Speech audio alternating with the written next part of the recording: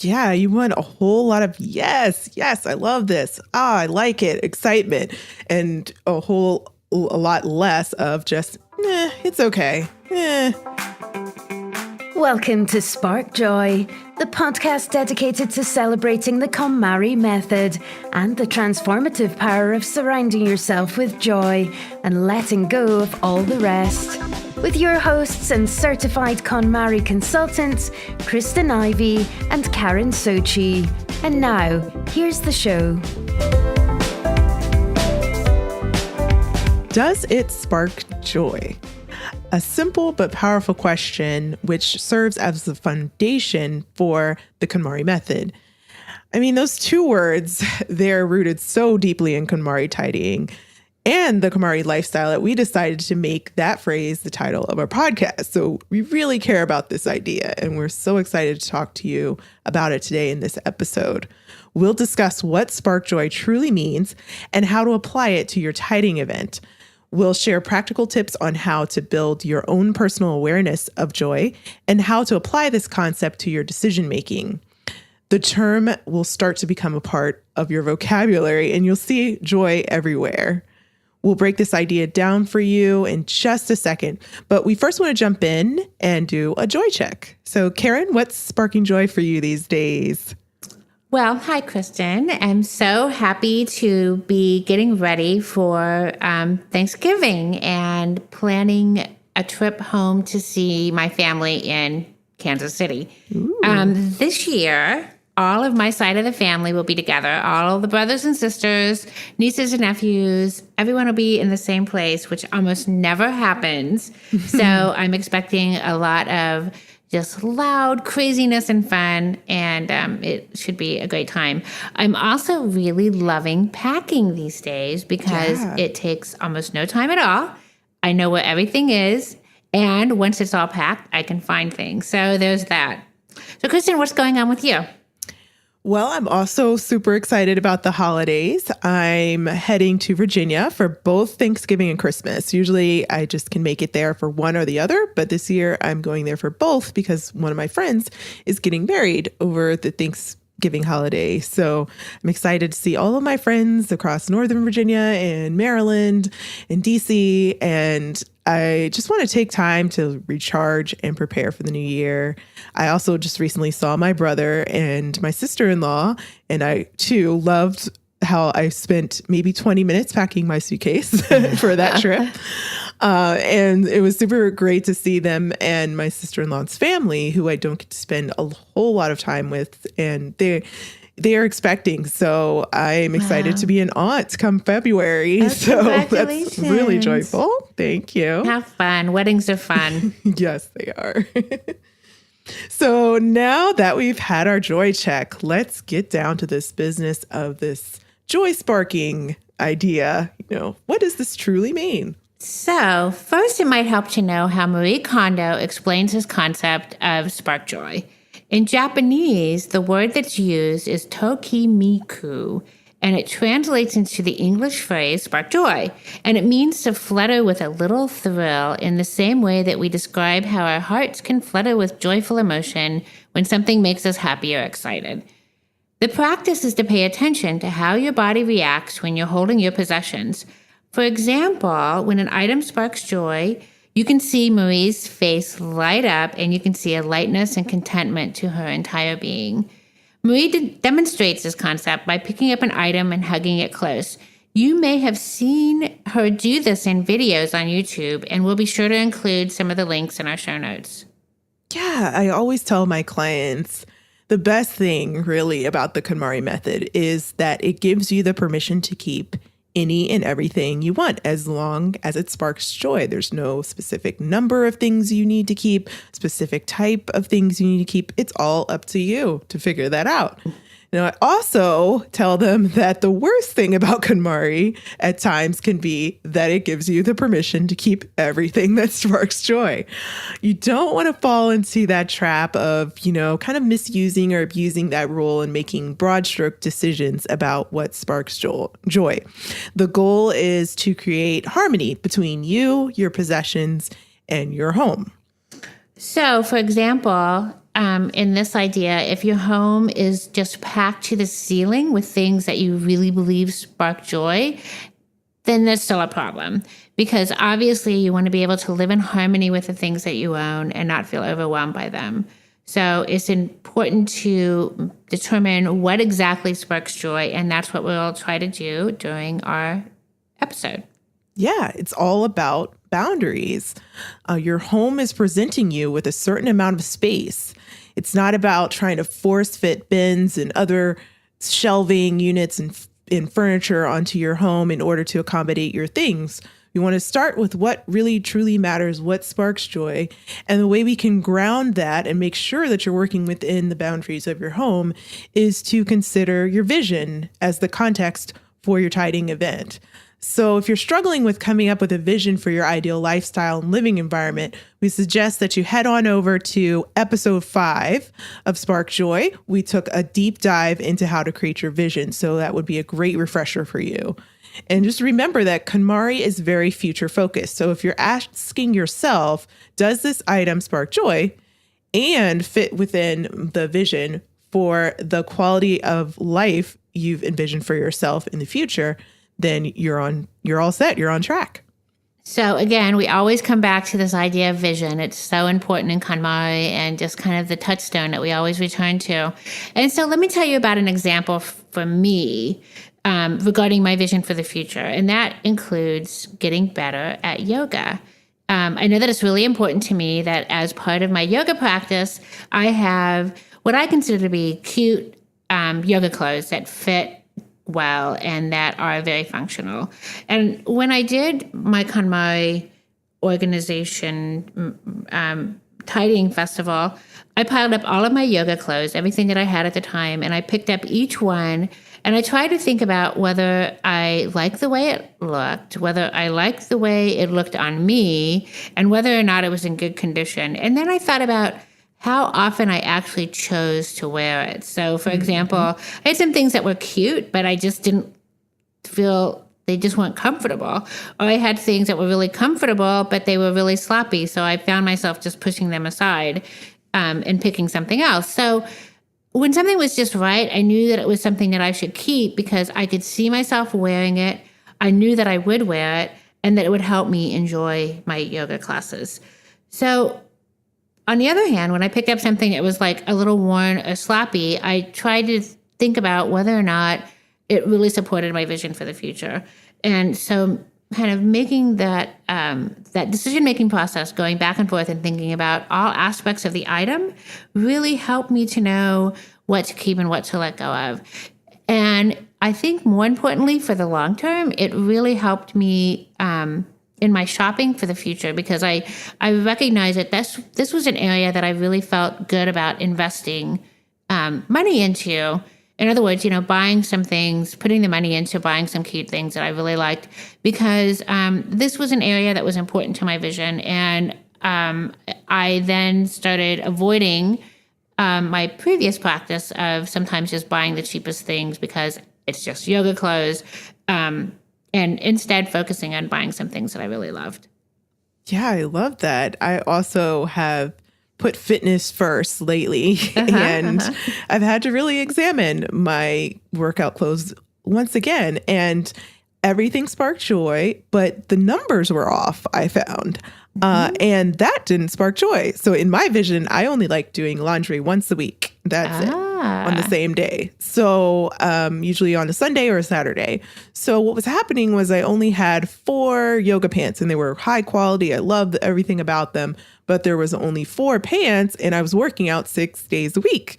So I found myself having to do additional loads of laundry, and that did not spark joy. So I realize now on my mindful shopping list that I need to purchase a couple more yoga pants, and I know exactly the brand I want, exactly what I need. But yeah, the numbers just weren't matching up. I had enough socks, enough shirts, enough sports bras, but not enough yoga pants. So yeah, I feel you on that. Yeah, that's actually very funny, because now that you mention that, I think in terms of what I have 7 of, one for each day. And I think it's a lot of things because I'm the same way. I try to do laundry once a week. And so having 7 items of things that I wear every day is kind of the right number. Right. And it's so funny because I hadn't really thought of that until you mentioned that. Yeah.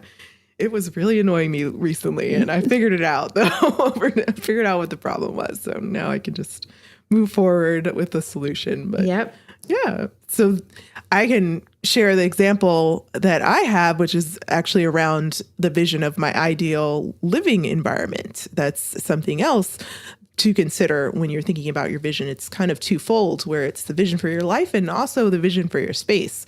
So when I was moving from Virginia to Chicago, I was staying within my apartment living. I don't think besides when I lived with my parents, I've always lived in like 850 square feet or less. So I'm used to living in smaller spaces.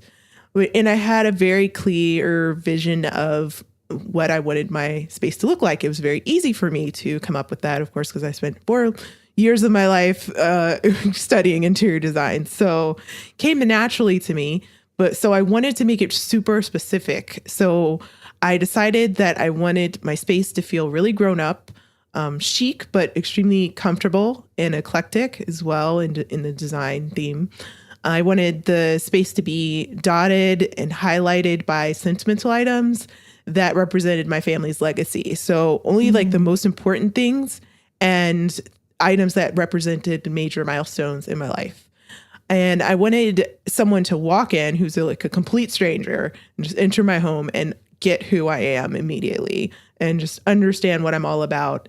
And I want it to be a semi-blank canvas in terms of, having counters clean, not like a stark environment. Like I said, I wanted it to be inviting and have warm colors and a lot of interest. But I wanted like the surfaces to be clear for activities and open for gatherings. So almost like the people are the accessories of the space rather than the accessories overwhelming someone coming into the space.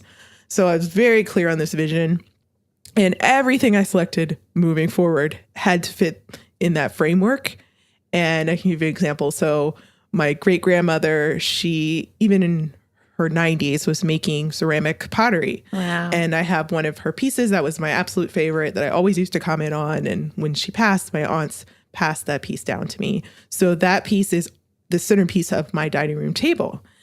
But even the container in my bathroom that holds my toilet paper was something that I bought with a lot of intention. I wanted a specific style, a specific shape. It had to fit in a specific space. And even that small little item sparks joy, so. It's so good. Yeah. So there just was a wide range, but really the key was I just needed to fit into this vision of my space, not only what items need to be there, but the overall feeling I wanted in the space.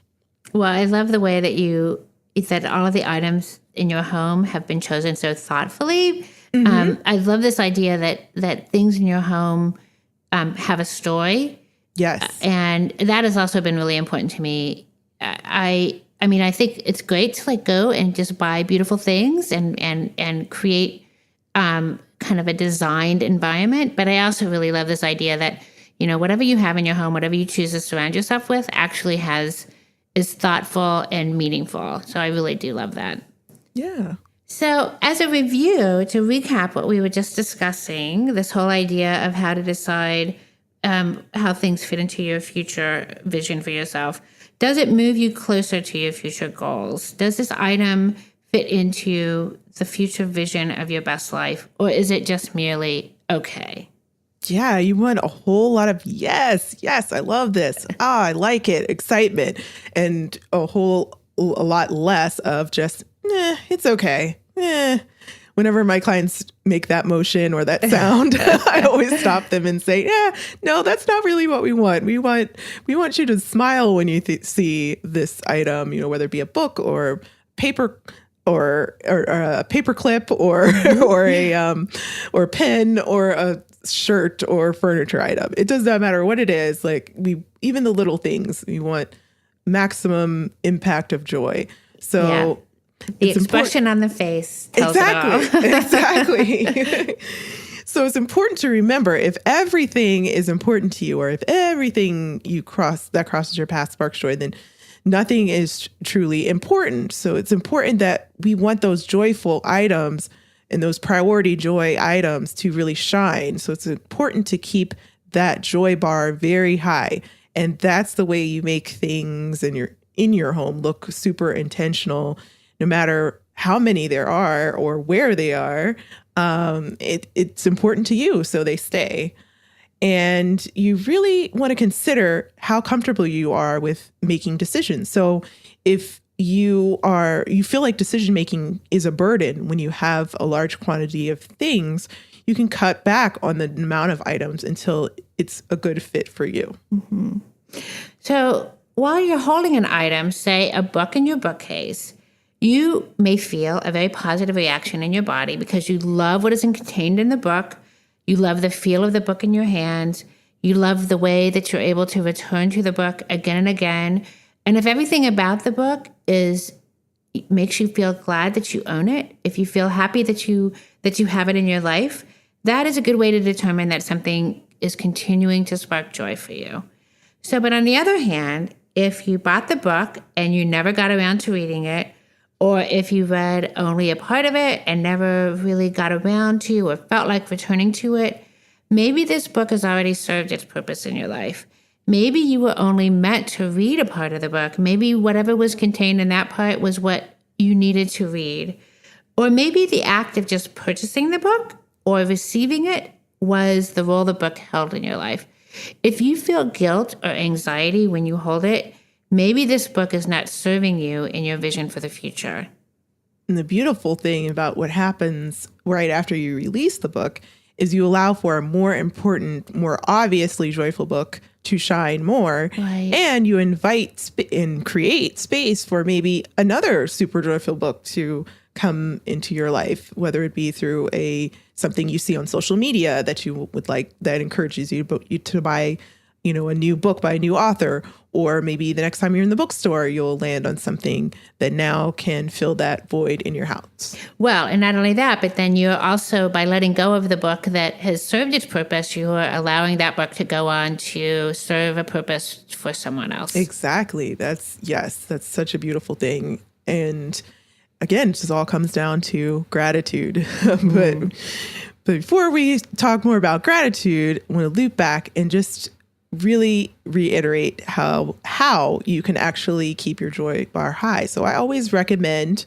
that clients write everything down, or usually I write things down for them as I observe them interacting with their things, and things that you should write down. So things that are super joyful for you, and also things that are not joyful for you. So a no joy list, for example, that I find that the things that aren't joyful for me, like, inform and enlighten me as much as things that are joyful. So I write both down.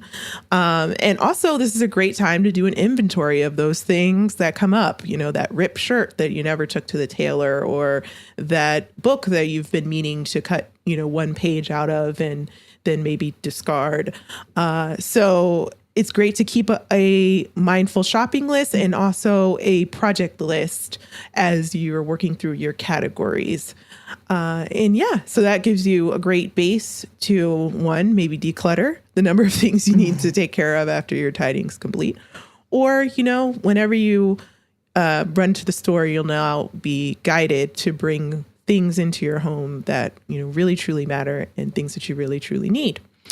So you're in after you make all of these lists and things, you're actually left with a criteria. So if, for example, with books, books that you haven't read yet is your criteria, that like books that you haven't read don't bring you any joy, then now, moving forward, that's how you're going to shape decisions about the books that you're currently moving through. I think every single client that I've worked with has told me at some point, usually spontaneously, that their entire relationship with shopping has changed. And just exactly what you were saying, their concept of what they want to bring into their lives and the number of things that they want to bring into their lives just drastically changes. for sure. But keep in mind that if you're having trouble making decisions about joy and how and what items spark joy, that sometimes it's difficult to look at individual items in isolation, and that subcategories are your friends. So you're always taking a look at items as they are piled up in their subcategories so that you can look at them in terms of their relationship to other things. So you also want to try touching, hugging, and looking closely at items about which you are not certain. And that goes back again to some of the things that Marie Kondo actually demonstrates in some of her videos. She literally does that. She picks up each item, she hugs it close, and looks at it really closely, and that helps inform her decisions. So keep in mind that joy is also a moving target. Sometimes during the process or after the process, you find that something that sparked joy at one time no longer does because you've either outgrown that style, your body has changed, as they all do with time, or the way that you spend your time has changed. Things wear out, they get used up, or they get misplaced, or you have new needs and new interests. Things in your life change. Major life transitions occur. You may have gone through a big move, have a new baby, or have kids that have gone away to school.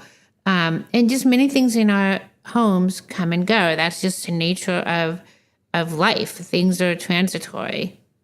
Yeah, if you think about the passage of time and your evolution as a person, this process can help you understand whether something is part of your future or maybe it's just hanging out, from the past in the form of clutter. And so Marie states very well that when we really delve into the reasons for why we can't let something go, there are only two: an attachment to the past or a fear of the future. So the wonderful thing about being self-aware and having the KonMari tool and approach, it never leaves you. It's in your back pocket. Mm-hmm. So if you ever have a change in your life or your situation or ultimately your vision, you can be confident in the fact that you know how to handle that now because you have that tool and you're able to make the right decisions and be super appreciative of your ability to seek joy. Yeah, keep in mind that we call it the KonMari practice for a reason, because it's really about a practice, and especially as you begin the process, it's really about building your decision-making muscle. And very few of us are really in touch with the things that spark joy when we begin this journey, and that's why everything is laid out the way it is, and that's why there's a real that's why the categories are the way they are. That's why the vision is so important in the beginning, and it all just kind of works together, although sometimes it may seem, it doesn't make sense sometimes the way that KonMari functions until you actually do it, and then you see that you've really begun to grow as a person, and your awareness and your comfort level with your own being has just really grown. Yeah. But that brings up another whole, the counterpoint to this whole spark joy thing. What if something doesn't necessarily spark joy, but you need it for a practical reason? And this can apply to a whole lot of things in our lives. And Marie Kondo talks about this idea that objects like having a job to do. They like having a purpose. And what you can do when you're thinking about these items that are more practical, you can consider the job that it's meant to do. Does this item perform its job well? So, for example, let's talk about a kitchen knife. Do you enjoy using this knife? Does it do a good job cutting? Is it a bread knife and it cuts bread perfectly well? Or is it past its prime? Is it getting old and rusty and not sharpening up the way it used to? And is this item essentially ready to retire? Or do you have another item that performs this job better, that sparks more joy for you? For example, I had, for a long time, probably 5 or 6 different pairs of scissors, and they all performed about the same way. Why did I have that many scissors? Who knows? But, that was definitely something to look at when I was thinking about which one of these items is the one that performs its job better, and could I let the rest of these go? And when making these decisions, you always want to think about turning to gratitude. You can either say at the end of that decision-making process, when it comes to each item, thank you for your service, and let it go. Or you could say, I'm so glad you're still helping me. Yes, and just the fact that the item is helping you is so joyful. I always use the example of the birth certificate or the passport, right? So paper category in and of itself is not usually super, super joyful because it has things like bills and, tax documents, things that aren't super fun, but we need them. And when we have them, that's super joyful when we're going on a trip or when we're preparing for our taxes. So in the end, they should be kept. And recently I even ran across this question when I was just having coffee with a friend. She was talking about how she's working through the KonMari categories on her own independently after reading the book. And she was a little bit torn about her bedroom set. She said it definitely did not spark joy. The furniture was not joyful because it was associated with her divorce and a previous phase in her life that she was moving on from. So she asked me, like, is Marie Kondo saying I should just sleep on the floor and just let this go immediately? And I said, no, please don't do that. Definitely keep it, but start to make a list of these type of things. You mentioned, right now you have other priorities where your money is headed that are outside of buying new furniture. But so that's okay. Make a list of all the things that you come across that don't necessarily spark joy, but you need to keep for a temporary amount of time with the intention to replace it. So this could be anything from furniture to, black socks or, more pens, anything. It just helps to keep track. Make as many notes as you can when you're going through this process. So I love that. I love that example. That's such a good one and such a powerful one. Sure. It especially demonstrates how things evolve as we go through different transitions in our lives. Definitely. So now we'd love to explore the idea of setting your joy bar high by answering a question submitted by a Spark Joy listener, Kimberly. Spark Joy. I discovered your podcast a few weeks ago and absolutely loved it. Thanks, Kimberly. We love that you're listening. Thank you so much. So her burning question is, what do I do with old Halloween costumes? I have reused them in the past. I have narrowed it down to one bin. Is that enough? So this is a great question, and the answer really can be applied to any seasonal or holiday item. Yeah, for sure. The first step, as always, would be to consider how you feel about Halloween itself. So start to shape that vision. Do you enjoy the process of getting ready for the holiday and all that goes with that? This will help you ground your decision, really coming to terms with your vision around Halloween items. And this will help you determine what you keep and ensure that you devote the right amount of space in your home to store this category, the equal amount of space to how it is important or not important in your life. Mm-hmm. So what you want to do is you want to pile up all of the Halloween costumes and decorations together in one place to get a good idea of what you actually have. Then, as always, picking up each one, decide if this item fits in with your vision. So post-holiday is really a good time to do this because you will have been freshly reminded of how you felt when you were using each item in your home. Yeah, when it comes to costumes specifically, think about if you see yourself using these particular costumes or parts of the costumes for future Halloween. So try to avoid thinking in terms of whether you should use it because it's expensive or you only used it once, so you feel like you should keep it around. If you love it, you love it. So you don't wait, for next Halloween to roll around to make the decision. Make the decision now. And if it's yes, then by all means keep. And actually, I love when my clients consider ways to reuse their Halloween costumes. Mm-hmm. So examples of that would be to maybe move a princess dress, into maybe the year-round costume section in your child's room, or take a piece of a costume and integrate it into your wardrobe, Great.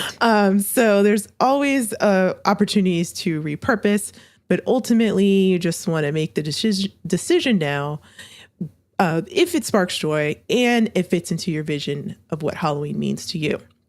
And you mentioned in your question, I want to point this out, that you asked if one bin is enough. So as you've probably noticed here at Spark Joy, we don't go really deeply into how many items you should have in any different category, because that's actually not it's not important when it comes to KonMari. It's actually irrelevant when it comes to KonMari, because again, this process gives you the permission to keep as many things as you like. It's not about another person, or a co-host or telling you how many of one particular item to keep.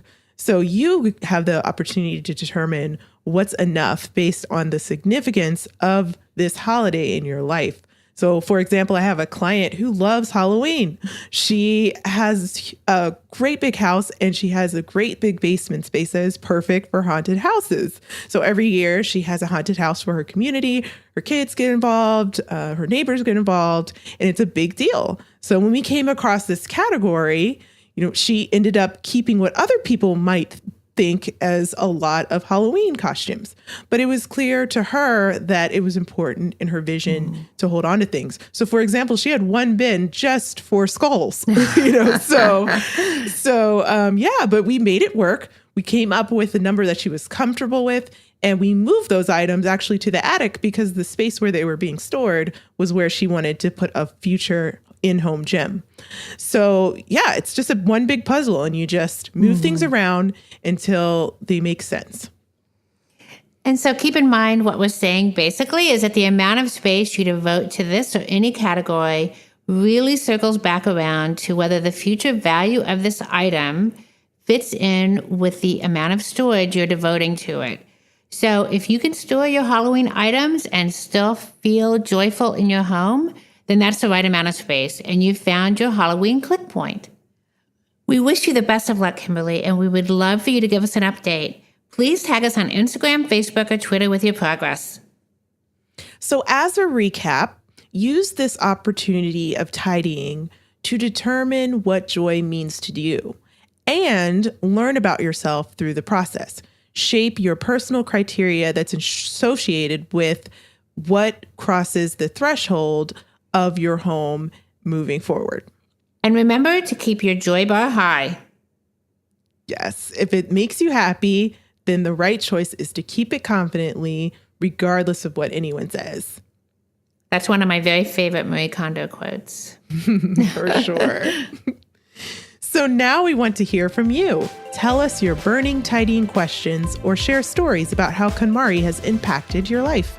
You can find us at sparkjoypodcast.com and click Ask Spark Joy to leave us a question or comment for a chance to be featured on next week's show. You can also join the discussion on Facebook, Instagram, or Twitter at the handle @SparkJoyPodcast. Thanks for tuning in, and we hope your day sparks joy.